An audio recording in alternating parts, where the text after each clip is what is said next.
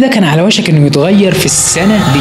2008 يا صديقي كانت كابوس لكتير من الشركات العالمية، لكن بالنسبة لإيلون ماسك هتكون السنة الأسوأ في تاريخه كله. في أغسطس 2008 سبيس إكس فشلت للمرة الثالثة في إطلاق الصاروخ بتاعها، واللي للأسف ما كانش مجرد صاروخ عادي، ده كان عليه قمرين لوكالة ناسا الفضائية غير قمر صناعي تابع للقوات الجوية الأمريكية.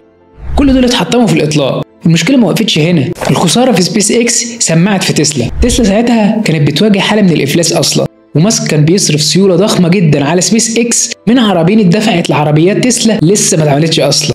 ومش بس كده، لو ناسا يا صديقي احنا في سنه 2008، ولو ده ما لفتش نظرك لحاجه، احنا دلوقتي في قلب اكبر ازمه ماليه عالميه. ورغم ان ماسك كان شايف انه كان لازم يتحمل مسؤوليه كل اللي حصل ده لوحده، لكن المساعده هتجيله من اخر ما كان ممكن يتوقعه. مجلس اداره باي بال اللي انقلبوا عليه من سنين وطردوه من الشركه في 2008 هيقرروا ينقذوه عن طريق